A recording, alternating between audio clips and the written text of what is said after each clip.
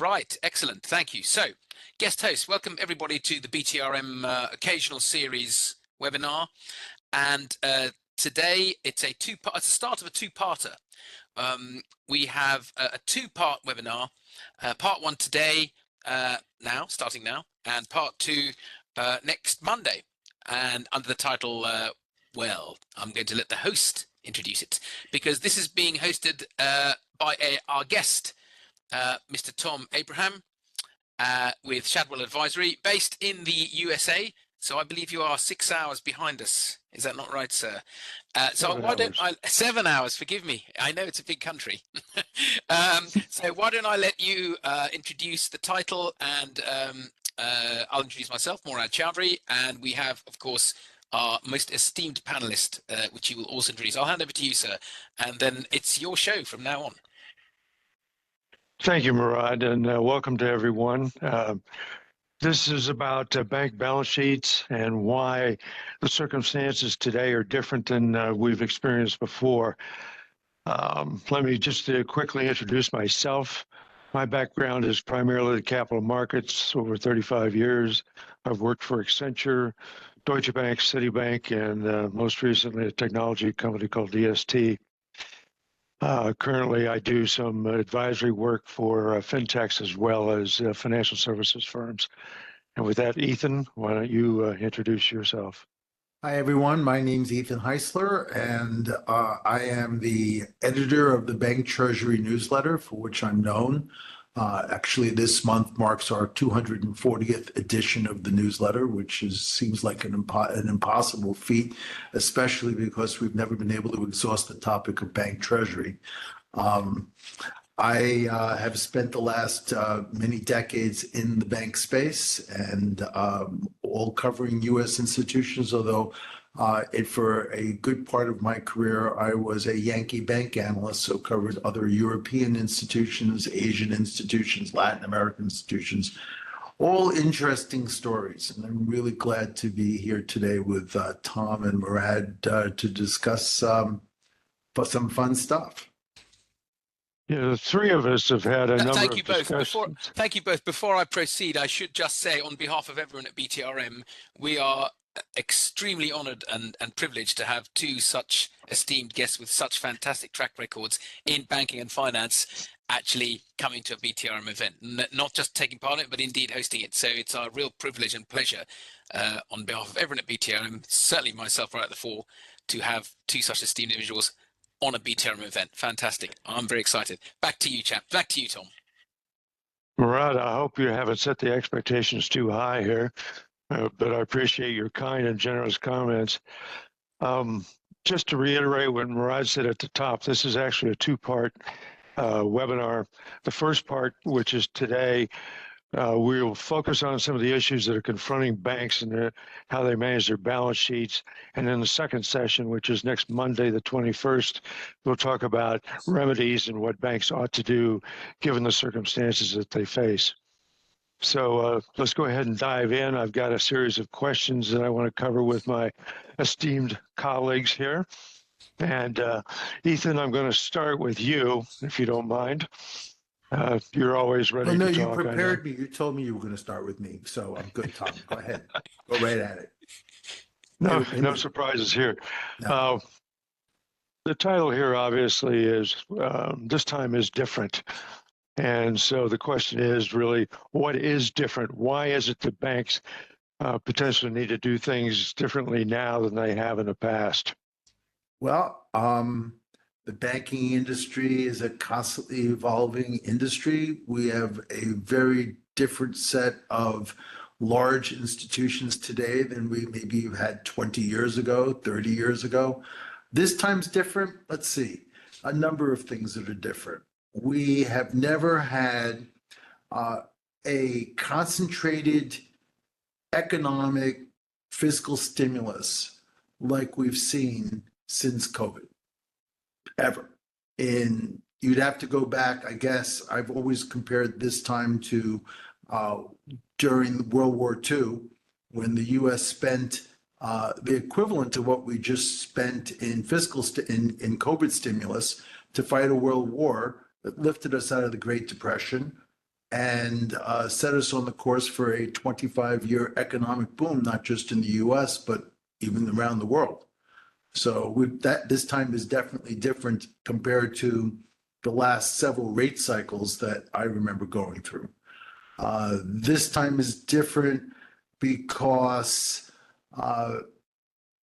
this time, more than any other time, the Fed seems incapable of slowing an economic growth story. So to give you an example, a number of people I've talked to about this, if you take the Fed funds rate, you subtract from that CPI, and you look back over the last, say, 30, 40 years, you've never seen an 8-point change in the real Fed funds rate over a period of approximately less than 2 years.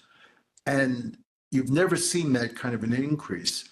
And then you've never seen an economy continue to say, yeah, okay, so what? We're just fine.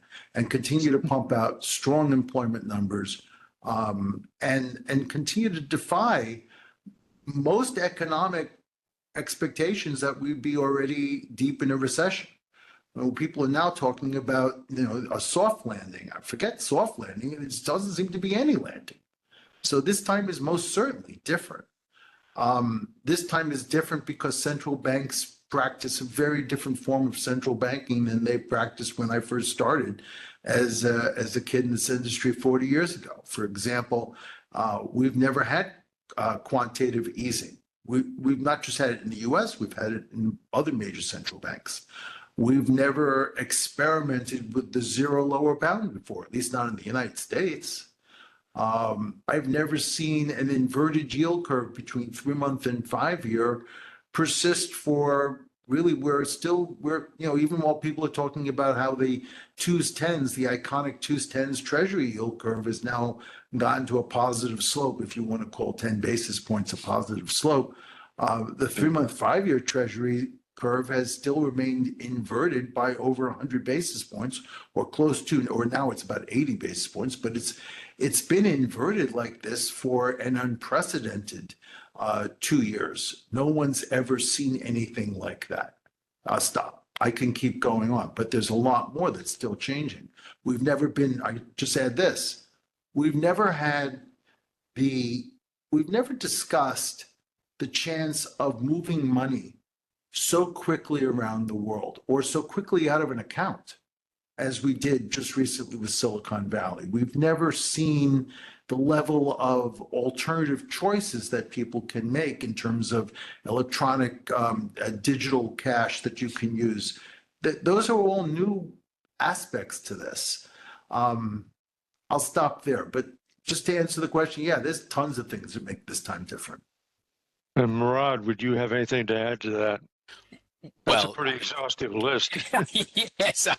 Thing is, I didn't want Mr. Heisler to stop because he may be surprised at this, but I was agreeing with everything he was saying.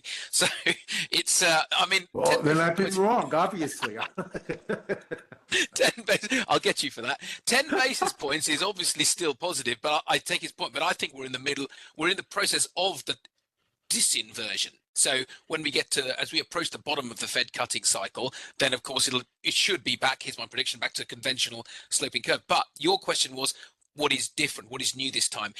Quite right, all those factors are new compared to, say, previous bank failures or crashes. But for me, the crucial point was what Ethan mentioned about forget soft landing. It looks like there's no landing. It's still carrying on. If it pressed on when rates were very low and then when rates went up from 10 or 0 to 500 more basis points, and it carried on growing, and now there's cutting and it's carrying on growing. Actually, that to me is the key feature of this. So while there are a lot of new features in today's environment for banks to steer through and manage through, there is enough that is still in common with past parts of the economic cycle that banks should still keep an eye on. So I wouldn't disagree with any of that. But here is something that isn't new. Interest rates go up and down. Monetary policy results in interest rates going up and down. That's not new. We saw that in 1994. We saw that in 1981. So that's not new. Liquidity risk is is perennial. Managing liquidity risk is perennial for banks. It's a risk that it's the first and traditional and original bank risk type. Managing your liquidity so that you can cover all your payment obligations, whether it's deposit outflow or indeed carrying on funding your long dated loans. So that isn't new. So when we say this time is different, I agree with all that analysis. It is a different environment, particularly when it comes to managing balance sheet risk with respect to addressing instant outflow of funds, which Ethan quite rightly pointed out. Silicon Valley Bank, indeed those failures last year in the US, those three other banks, instant outflow over the course of a weekend, we're talking multi-billions. That wasn't the case in an earlier era when one had to make phone calls or write checks or queue outside a bank branch. Now that you touch your smartphone and the money's out. So this is a new type of transmission of liquidity risk, but the risk type itself is still the same as it always was. So while this time is different in many ways, there is enough commonality there that we need to stay focused on, because it doesn't mean traditional balance sheet management principles or discipline can be discarded or ignored. You sound like Mark Twain. This time is different, but it rhymes. Yeah. Yes, and he's a well-regarded author actually, so I'm in good company. You've heard of him over there. I want to pick up on this subject of risk. If we look at prior economic challenges and financial crises in the past and so forth, they've often been characterized by credit losses and softness in the credit markets. This time, the focus is more on interest rate exposures, and as Moorad rightfully said, on liquidity as well, because money moves faster than it ever has before. So, how would you? I think, Tom, I would just jump in on that one quickly. Yeah. I think one of the most important things that changed was that in 2020, and then this is in the U.S., but also for European institutions as well, there was international IFRS 9, and in the U.S. it was current expected credit loss. But that accounting change was very significant because for the first time, the industry was estimating life of loan loss on the day the loan got booked. So you have an industry that's sitting, for example, in the U.S. and I'm sure it's also in Europe as well. You have an industry that's looking at a lot of office space and a lot of office risk. And as scary as that is, I was walking through around Penn Station yesterday in the afternoon, and the buildings there are there's a couple of people walking around, but the foot traffic is lower, and the occupancy in these buildings is almost next to nothing. And you think, oh my God, there is a lot of credit risk that's coming here, and there is. I listening to Charlie Scharf yesterday on the Wells Fargo call, and he was saying, yeah, things are getting worse, but the industry has those reserves already covered. The expectations were already there's no surprise feature to the credit risk. Typically, I guess that's the best way to describe it. When in most crises, the thing that really hurts the industry and causes a panic is the surprise feature.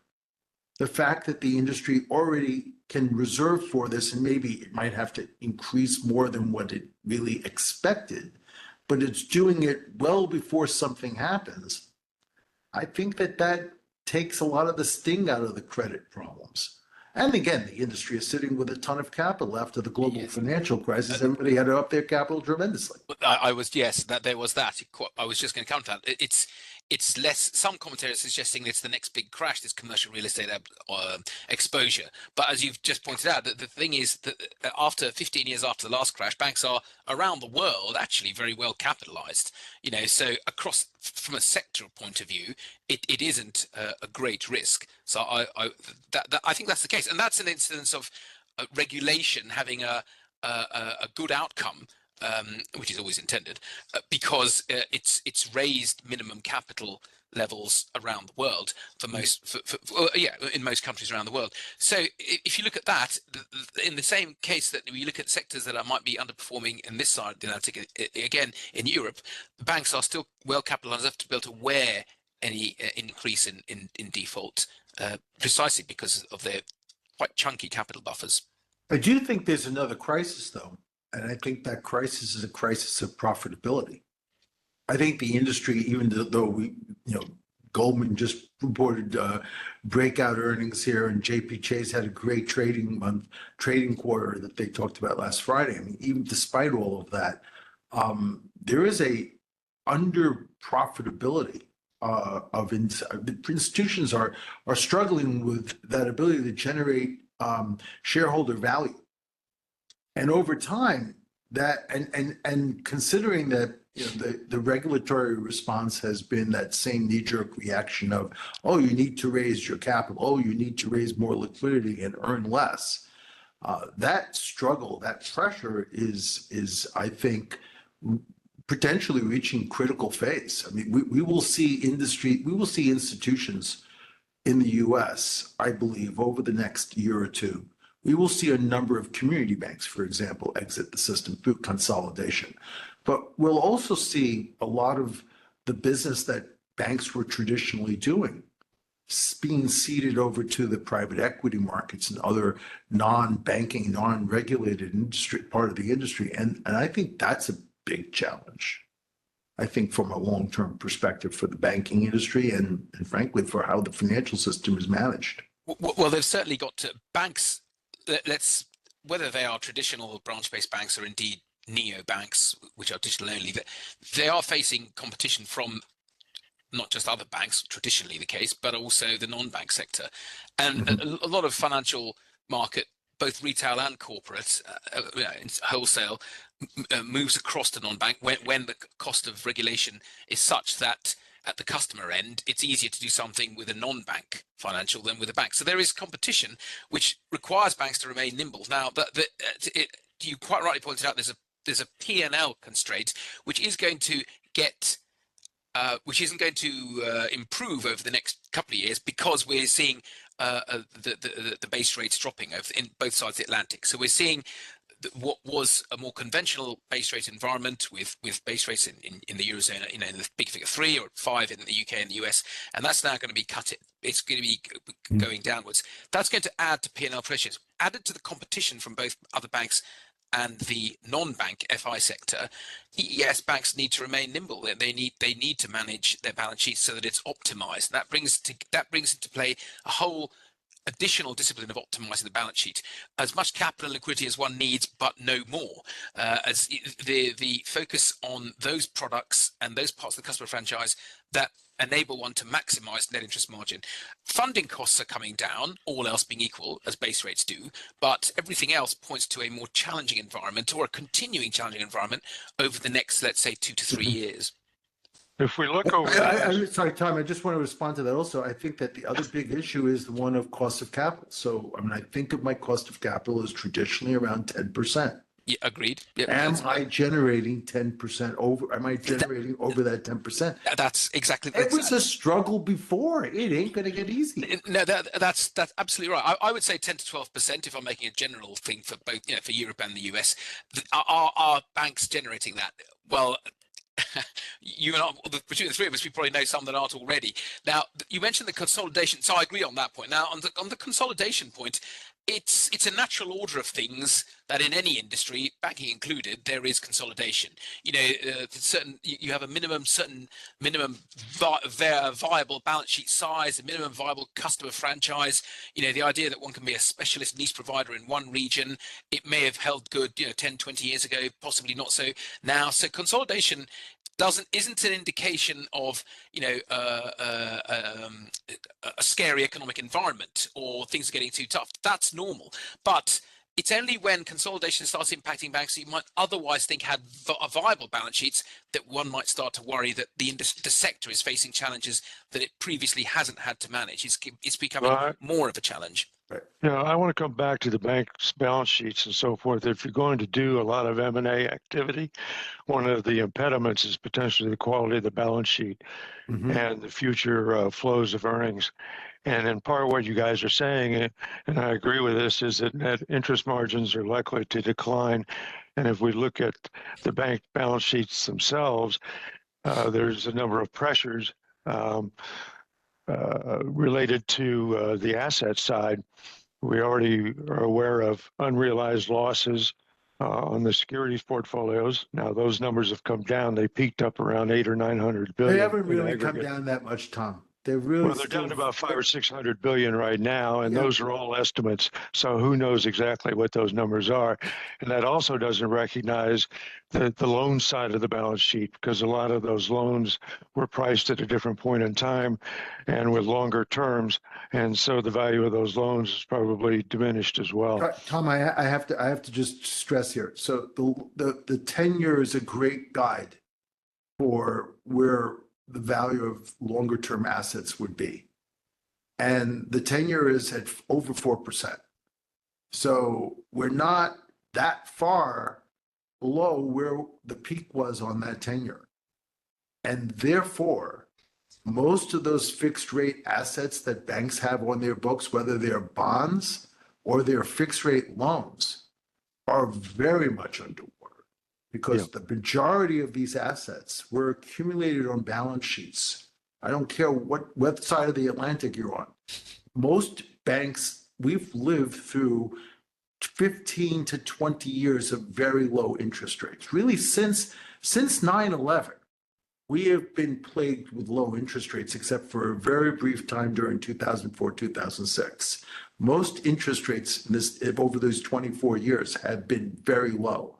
Therefore, as I've been writing these assets and accumulating my balance sheet, today, you're looking at potentially a mark to market that could be the equivalent of a third of the total tangible capital of the industry. I've never seen anything like that. But the thing is, well, it's probably more than that. And there's some academic studies that also talk about exposure related to duration, and those losses, albeit paper only, are almost equal to the entire capital base of the industry. So there's a lot of things that look very. But the other side of the coin has been the one of how we value deposits, and that's been an age-old issue of whether you can mark deposits to market. You can theoretically, under a economic value of capital model that looks at something over time. But in our digital age today, that question of time starts to become a question mark of whether or not you have any time. Well, that's right. And the deposit betas are moving around, and most of the models don't handle, or it's very difficult to figure out what to do when you've got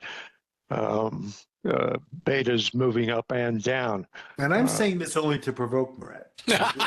I know I'm doing he's waiting at the back. So go ahead. I was just itching to jump in Go there. ahead, as a gentleman, I had to wait for you to finish, Mr. Heisler, right? No, don't have to wait. No, well, deposit betas, the last numbers I saw are around 0.6. And then the question is, if the rates come down and the banks are responding to the decrease in the Fed funds rate, does that beta change or does it continue to stay? It depends on the type of deposits. Retail deposits, absolutely. No. To the commercial deposits, obviously yes. But there's also other issues like, well, okay, once a customer has tasted high interest rates, and they've not had that in 24 years, I could tell you that once you've tasted that, you're not going so easily back to zero. Right. Well, I mean, if the whole market there's a price war both sides of the Atlantic, whether it's fixed rate lending, where can I get the best rate for my deposits? This war's be hotting up now. They're in a downward cycle. I just want to, there's a lot you pointed out there, Ethan. I just wanted to pick up on there. Absolutely. Over the last, certainly the last since 2008, 2010, we were in a almost Alice in Wonderland type. Well, actually, in the Eurozone, it was Alice in Wonderland because they had negative base rates, didn't they? Went down to minus 75 or something, 75 basis points. So we had a unrealistic environment that stayed very low for, I think, for far too long a period. Of course, exactly your point, fixed rate assets were being originated, longer date assets, when the funding cost was essentially, between 0 and 100 basis points, and they were lending fixed at rates that are now, to use your expression, underwater, because the funding cost now is much higher. Now that is improving ever so slightly as we're now on the cutting cycle, but nevertheless it brings to light this unrealized mark-to-market issue that you raised.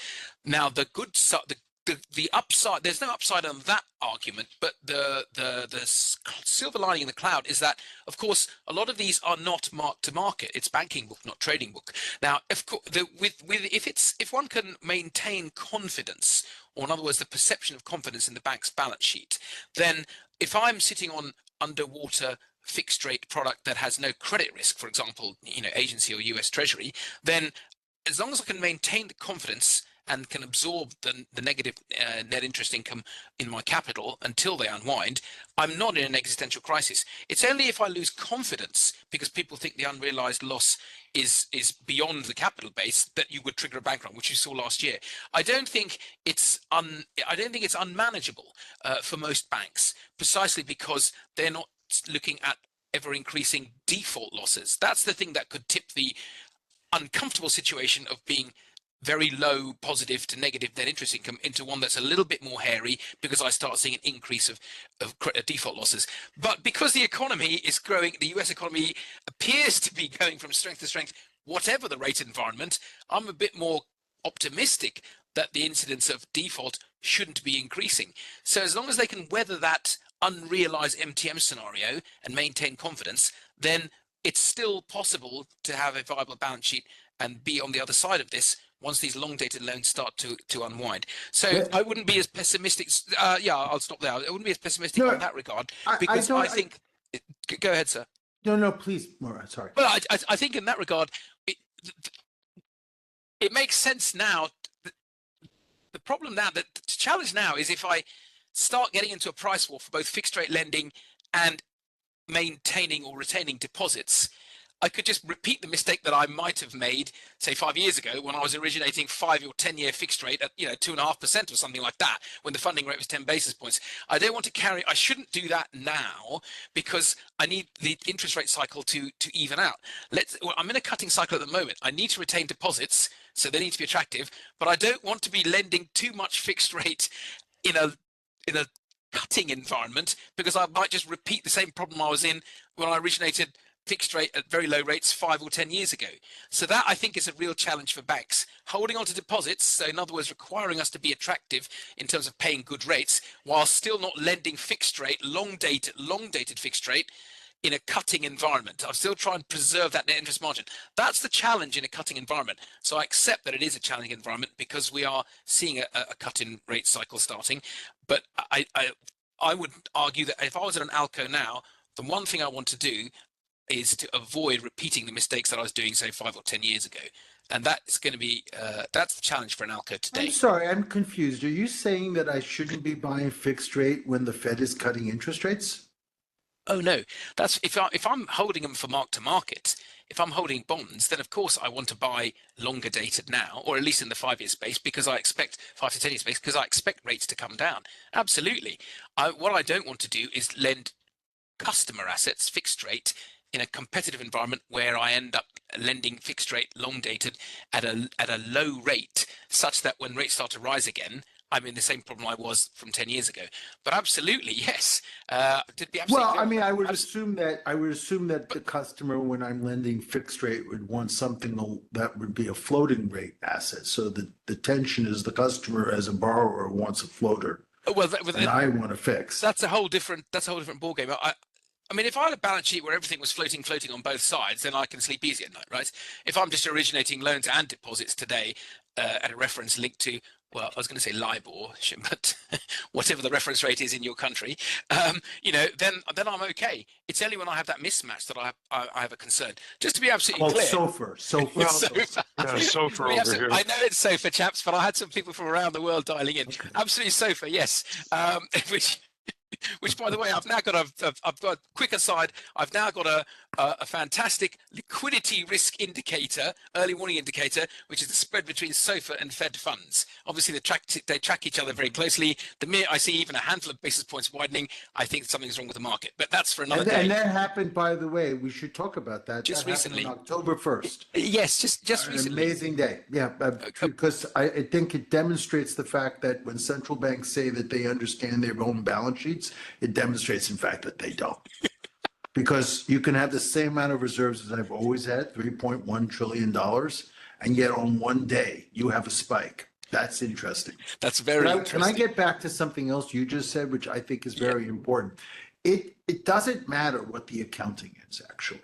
It matters from, reporting and maybe, it matters. But if I move the entire industry was a private industry and did not report a mark to market from a shareholder standpoint and just did regulatory call reports or whatever, it would still matter that the assets that I wrote are underwater or the liabilities that I contracted are now higher than my going cost or lower. It does matter. Yes. If you're going to make a bland statement, it does matter. I'm not going to disagree with that. No, but it has to matter because there is a shareholder value that transcends whether it's reported or not. I agree with that as well. If I'm a private equity investor, I expect that return to be there. Maybe I'll have more ability to wait out a temporary low return, but over time, everybody wants their shareholder. They want shareholder value to be created, and if it doesn't, the capital goes away.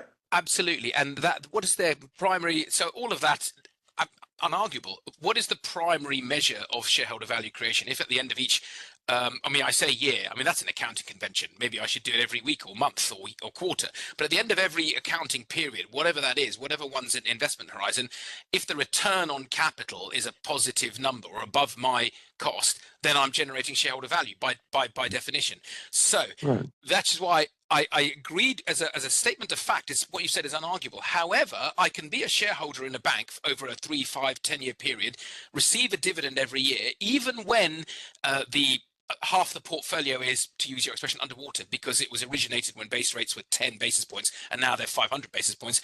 If they're not defaulting and I'm receiving a positive net interest income in some way from some part of the balance sheet, I can still report positive return on capital. That's the key. So by definition, I'm generating shareholder value. However, the reason I agree with your simple statement of fact is ultimately, if the whole balance sheet or enough of the balance sheet is underwater, I will not be paying a dividend, will I? In which case, shareholder value is being negatively accrued. It's not being created, which is I won't serious be problem. able to create as much of a dividend as I expect for the risk that I'm taking. Exactly right. For example, Bank of America. Where would you rather be a shareholder today? Would you like to be with Bank of America that has a huge portfolio of fixed rate bonds in its HTM account that are not marked to market, but nonetheless are going to weigh on its net interest income for years to come? Or would you rather be in a bank like, say, BNC that maybe kept most of its assets in short securities and didn't go out for that extension? That's exactly the question, isn't it? In fact, we should almost have a poll at the end of this asking which one you'd rather hold shares in. Surely it depends. If I had a 20-year outlook, the way you've just put it, everyone's going to be holding shares in the BNC bank that you've just described by definition. But if I had a 20-year outlook, or indeed I'm a pension fund with a 40-year outlook, I've got someone starting up a pension plan today, and he or she is going to be buying the annuity from it 40 years from now when they retire. You know what? I'd rather hold the Bank of America, because I think over that 40-year period, their business model it's a bit like holding JP Morgan shares, probably not quite as attractive over a 40-year period, but I don't know the numbers in detail. So it really depends what your outlook is and what your view is. I think if I had a 3 to 5 year view, I mean, who wouldn't hold the BNC Bank? You know, if your view is much shorter, because at the moment their balance sheet just looks much more viable because they don't have Yes. that large share of underwater securities. But that's exactly the question to ask. I would suggest that who's going to be holding shares in the large institutional pension funds do hold shares in precisely those firms. In fact, if we make a generalization, it's the more VC, hedge funds, private equity that are shareholders in neobanks, challenger banks, the growing banks, because they see their investment horizon is, I'm making a gross generalization here, much shorter, isn't it? 3 to 5 years, 7 years, maybe 10 years at the very most. Whereas a pension fund will have a much longer one, and they might be happy holding the, to use the expression, traditional bricks and mortar bank shares. That's exactly the question to ask. I just want to throw in one last thing. If they're all treasury securities and I can absorb the contraction in my net interest margin because I originated them 5 years ago and they're paying low coupon now, if I can absorb that, then they're not going to default. So that's what Silicon Valley thought. But that is what they thought, but the confidence ran out. You know what did it for them? I don't know. There's so much debate on what the ultimate cause was. But the minute they'd engaged Goldman Sachs to do a rights issue for them, which went nowhere, the confidence fell out. That is what they thought. Exactly right. But which is why, and you and I have had this debate before, so just for everyone's benefit, I don't think interest rate risk was the catalyst. Their original sin was their funding model. Their funding base was excessively concentrated, and the loss of confidence because of the failed rights issue and oh look, they're sitting on loads of unrealized losses. That enabled a fast bank run because 85% or 80% of their non-equity funding was all instant access operational deposits. So the funding structure was fine as long as there was no loss of confidence in the bank, which was the case for the previous 10 years. The minute the Fed started raising rates and the confidence disappeared, that funding model became exposed. That's why, and isn't that what we saw with the savings and loans crisis in 1980, 81, 82? So that's the bit I was saying wasn't new. But of course, no one is expecting, I don't know the number, is it 35 odd billion? No one is expecting that much outflow in just 48 hours. That's the bit that's new. And that's another issue for banks to keep an eye on, the speed of transmission. If there's a loss of confidence, it could be a matter of 2 days and the money's out the door. So that has to be addressed urgently. Well, there's also a public policy issue that's raised as well, because we can't actually allow financial institutions to fail that are that large. And we can try very hard to try to put more insulation on them, protect them, this, whatever. But our history over the last 25 years, and particularly over the last 15, has been that the Fed is right there to intervene every single time and has had to intervene every single time. And that's important because the whole thrust of public policy since the financial crisis, and even before that, was that that's not supposed to happen. The Fed is not supposed to step in and rescue everybody. Well, look, I'm a fan of the Chicago School of Economics. I think ideally the public sector should not underwrite the private sector. So in an ideal world, it shouldn't be the case. Unfortunately, your first observation, we can't let large banks fail. Well, for obvious reasons, because the knock-on effect on the economy would be. I'm going to jump in here, guys. We're getting a little bit off of center here. What I'd like to come back to, though, is the structure of the bank's balance sheets and the interest rate risk that they're bearing and potentially the liquidity risk that go along with that. I think that's the important thing that the industry has to confront. And if we step back, should the banks have done something differently over the last, let's say, couple of years since the Fed started raising rates that they didn't do?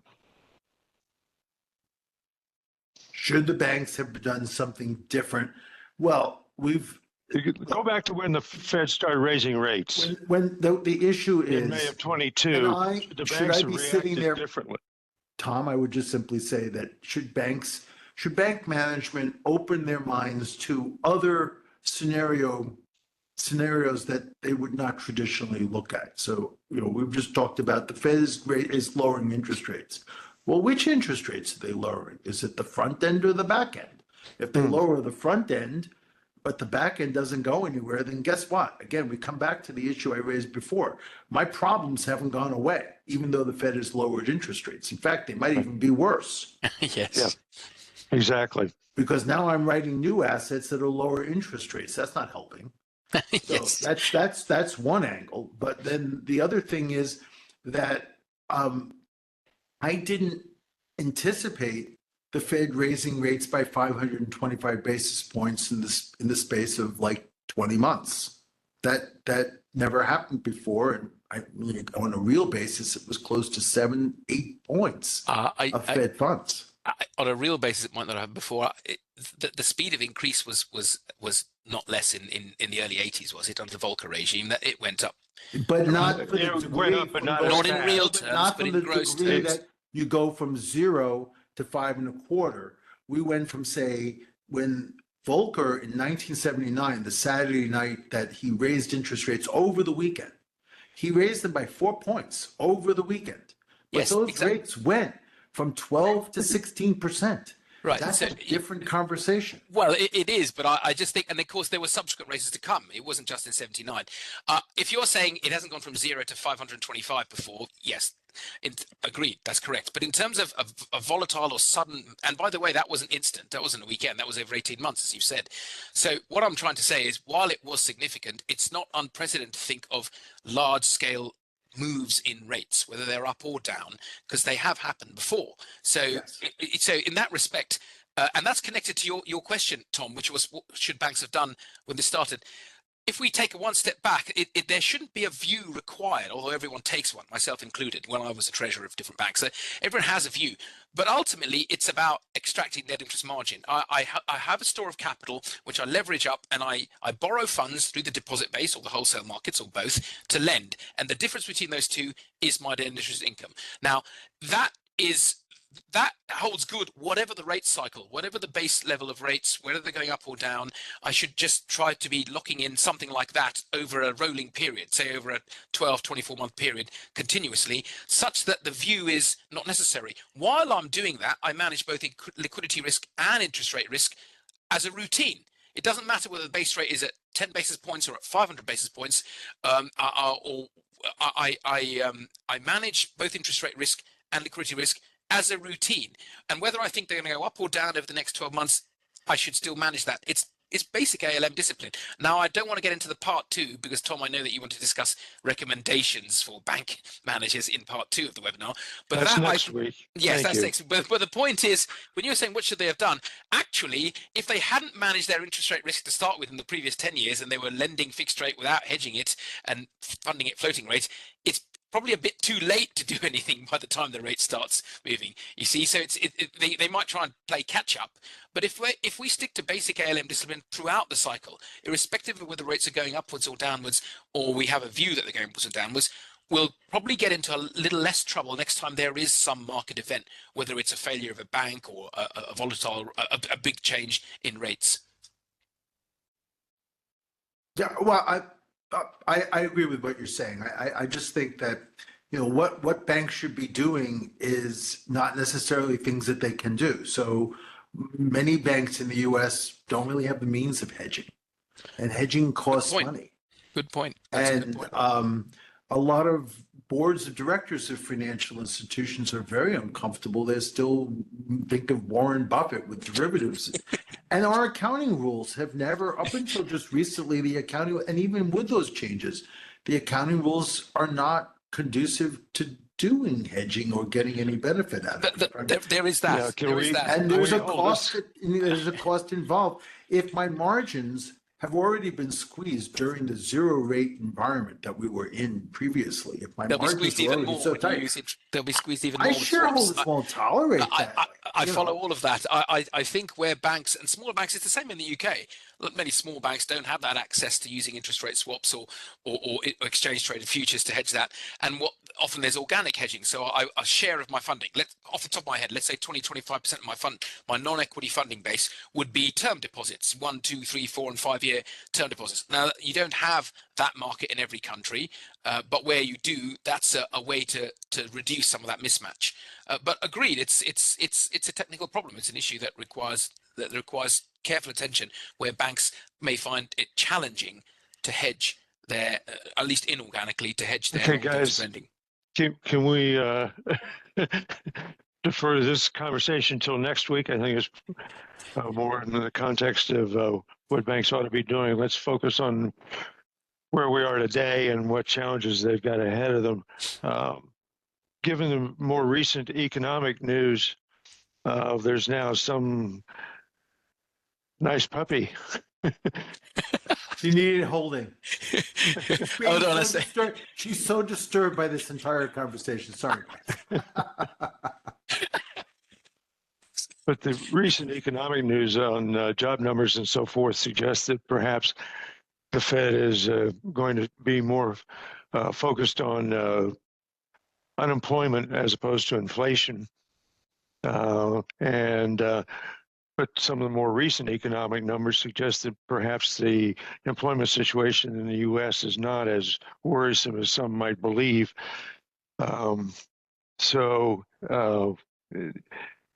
There's going to be some uncertainty as to what's going to happen with these rates.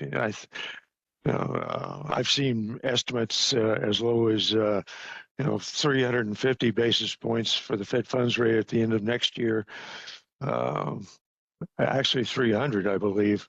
I think the CME has a regular monitor for the Fed funds, at least for the next, how much the rate cuts are going to be over the next couple of meetings. So it could range anywhere it has the 50 basis point cut for November seems, I think it hit a high of like 65%, and since then has plummeted. It dropped right off. Yes, I'm unsurprised to hear that. I thought the view generally, the consensus was that the bottom of the cycle would be 3 to 3.5. I'm thinking, man, maybe 3.5, because I don't see any sign. I don't see any sign that the economy is slowing down. I don't see at the macro level with the macro indicators that the Fed A needs to speedily start cutting, and B needs to do any more 50 basis point clips, because unless there's some data that I'm not focusing on. To me, the bottom of the cycle probably would be 3.5%, and we're not in a rush to get there. So, like you say, maybe by the end of next year. That's my thinking at the moment, precisely because I don't see any signs that it needs to be any quicker or lower. Well, the question really is, what is the purpose of monetary policy here? Is the purpose of monetary policy to fight inflation or to moderate economic growth so that it doesn't overheat or doesn't stay too low? Well, see, in the US, in the UK, I've got a much easier answer to that, because I can say, well, they've just got one official target, 2% inflation, that's it. But with the Federal Reserve, it's a bit more subtle than that, isn't it? There is fight inflation, but there's also about maintaining employment, moderating economic growth, so there isn't a hard landing. It's a bit more nuanced in the US central banking system. And right now we're at 4.2% unemployment rate, and that is by historical standards not that high. Exactly but right. Can I just suggest that it gets back to what I said before? This stimulus that we had, I think, is profoundly misunderstood by economists today. They keep thinking of this as they keep ignoring the fact that what you basically did was pour rocket fuel into your car gas tank. Yeah. And the car is just zooming off. And I'm trying to brake the car with a conventional brake, and it's not working. Yeah. Perhaps the real answer is the Fed should never have just played around with 5.25. It's like, oh, that's so high. They might have had to go to 10%. The problem is they couldn't go to 10% without bankrupting the entire banking industry. Well, guys like Larry Summers were suggesting that the rate should have gone to 9%, was his estimate at one point. Yeah, and can you imagine if the Fed had continued raising rates after last summer? That would have been, or 2 summers ago, that would have been a calamity. We come back to the banks and the credit unions in the United States and elsewhere in the world that have bought up all these assets when their rates were basically 2 and 3%. All the mortgages at 2 and 3% coupons. And now, what are they going to do with these? Where are those assets going to go? Basically, you've created zombie banks once again. Yes, and that's a problem the Eurozone has actually, southern Eurozone has struggled with a lot for some years now, because their balance sheets were underwater for a long time. And who's going to buy these banks? And that's another thing. Historically, when you have bad underperforming institutions, you have stronger banks with better currency, the stronger bank buys the weaker bank. Guess what?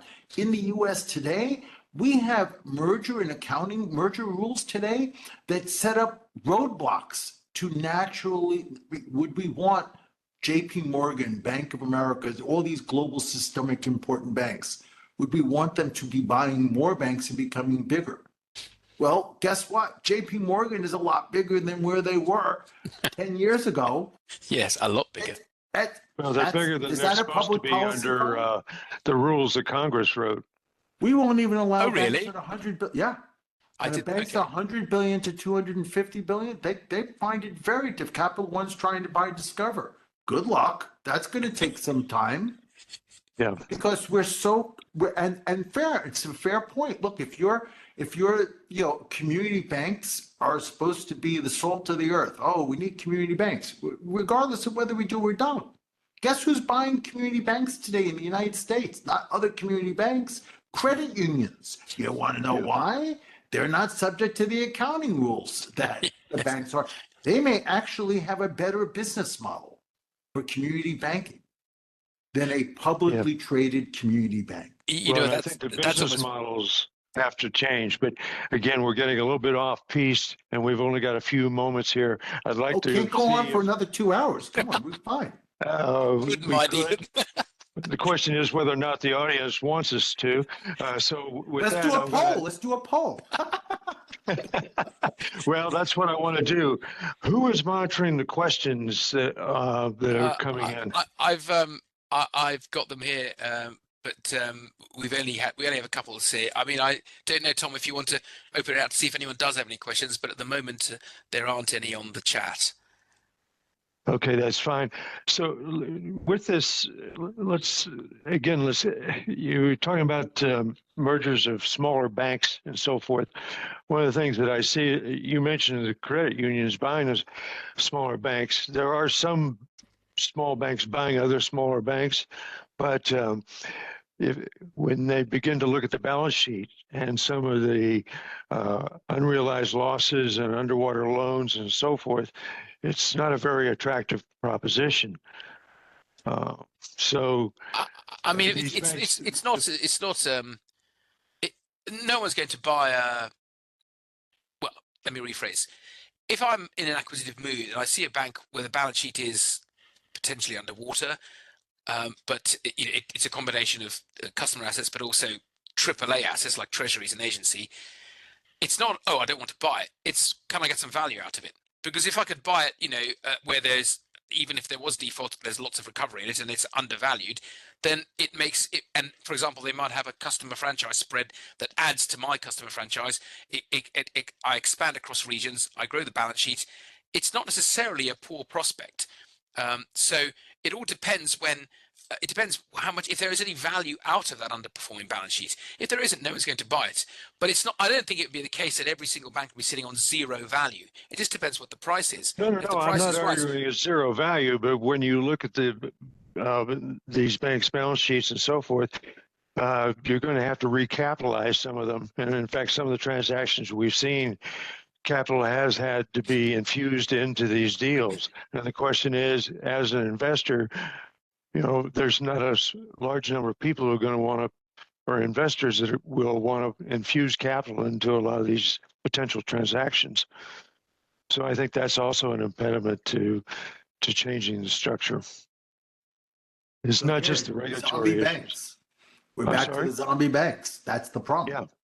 Yep. Yeah. There's a lot of them out there.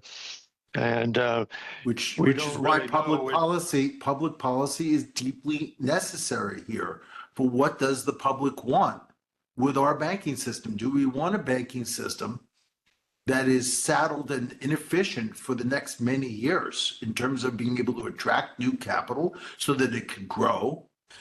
I mean, and that's public policy is very relevant there. It doesn't matter what's happened in the past. We can't change the past. But if we're going forward, we need to make an environment that enabled banks to grow, to your point there, would be beneficial for everyone. Strong economies exhibit strong banking sectors. Weak economies, weak banking sectors. One can't grow the economy in the way one wants with a weak banking sector. Yeah, but part of the growth depends upon the ability to generate loans. And right now, loan demand is soft. And where there is, for instance, private capital stepping in and so forth, that's taking business away from the banks. And so the one place to go would be to smaller and mid-sized businesses that are starving for capital. But then you're taking on potentially more credit risk by moving into those segments. Well, yes. And Yeah. We have a question, Tom, from Bobby. With the US and Eurozone interest rates getting closer, how's it messing? Do you mean that, sir? With the Euro-US dollar exchange rate and where people are putting their money? Same for sterling dollar. Did anyone have a view on that? I don't think. I think the Eurozone rate will be falling closer towards zero than the dollar one is. I mean, they wanted 3.5 to start. Fed, I'm of the view that the Fed's 50 basis point cut was with some eye to the fact that the ECB was going to get ahead of the Fed, and the Fed needs to not be falling behind the other central banks. So I think, I certainly think that dollar valuation versus the euro is a very important point for the Fed. And that certainly impacts on trade and a bunch of other issues that the Fed needs to keep an eye on. So I would say that as an initial reaction. As far as the Bank of England, that's going to be your purview. Right. Well, that's interesting because obviously if the Bank of England and the ECB were ahead of it on the rate cycle, then their currency is going to appreciate, and that. With dollars, it's a different issue because it's the reserve currency. A weaker dollar, all else being equal, assists US exports. Not that I think US exporters need any real assistance. I think they're powering on from what I'm seeing, whatever the base rate. But the euro rate had only topped out at about 3.25 or something. I forget, 3.5, something like that. It was already. It never got as far as sterling and dollar rates. They're both, all three of them are in the cutting cycle. So they're in the same phase of the economic cycle, which is why I think from FX rates, and Bobby, your point is well made, kind of a shot on race without talking about foreign exchange. I think I don't see any, I see the current ranges staying more or less the same over the next 18 months. Sterling has appreciated slightly compared to a year ago against dollar and euro, but then having started our rate cutting back in August, I think that will unwind itself. So I don't see any volatility in rates, FX rates amongst the three major currencies. Am I allowed to include sterling in that? For the next 18 months, because they're all in the same direction. They're all moving by more or less the same amount. So my view on that would be FX rates in those three currencies should stay more or less where they are within this narrow range. Of course, the gremlin here will be the yuan. Well, and the yen. The yen has been very volatile. They're going the other way. But yes, exactly. They're going the other way. But that's been a peculiar rate cycle for years now. Yeah. They're going the other way.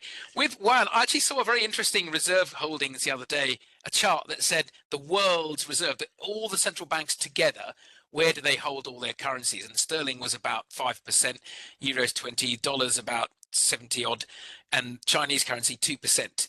So there's a long way to go, despite what anyone in the BRICS economies might be saying. No disrespect to anyone, but despite what anyone in the BRICS economies might be saying, we have a long way to go before any currency, even the euro, which is the closest to it, gets anywhere near the dollar in terms of its liquidity, its transferability, and the desire of every central bank in the world to hold chunks of it.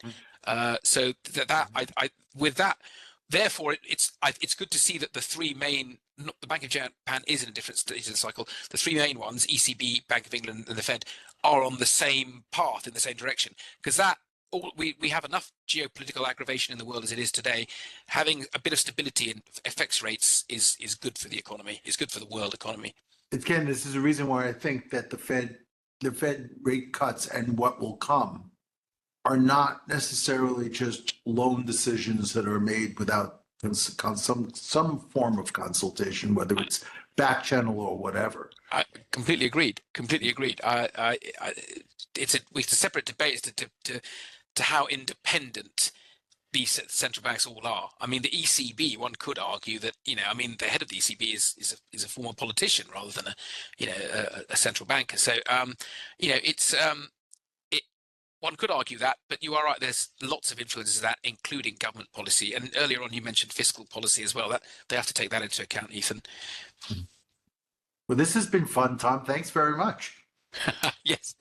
Yes. I could happily have carried on for another Tom, couple I of don't hours. remember you ever really talking. I don't think anybody ever gave you a chance to talk. Did you have something to say? Ethan, that's out of order, mate. Tom, back to you, sir. Thank you. It's been a real pleasure. Well, Both of thank you, Thank you. gentlemen. And I just want to remind our audience that the next webinar will be at the same time on Monday, the 21st, and the discussion will be what should the banks be doing in the face of these circumstances. So it'll be more prescriptive. And there will be this particular webinar will be available for replay, right, Moorad? Correct, yes. Everyone who's registered will get the recording, as will you, sir, if you want to send it on to anybody. Yes. Yeah, and then I think what we also agreed to do is that we would extract from the replay relevant minutes or notes that we will distribute to people in some sort of a condensed form in writing. Yes, So absolutely. we'll do that as well. Well, a BTRM can furnish you with the AI-generated transcript as well. Yeah. But no, thank you very much, Tom. On behalf of BTRM, thank you to everyone for attending. But on behalf of BTRM, I really do want to thank Tom and Ethan. It's an absolute pleasure to have had them on associated with the BTRM. Ethan, if someone had said to me 20 years ago, there's a chap who used to trade bonds at Salomon Brothers and he's going to be on a call with you, I said, oh, you're joking, right? No, come on. So it's been a real pleasure. Thank you, everyone. Thanks for It's BTRM. a pleasure. I met you just a year ago. This has been awesome. Thank you very much. Thank Tom. you, chaps. Have a good afternoon, everyone. Take care. Bye-bye. Thank you. Bye-bye.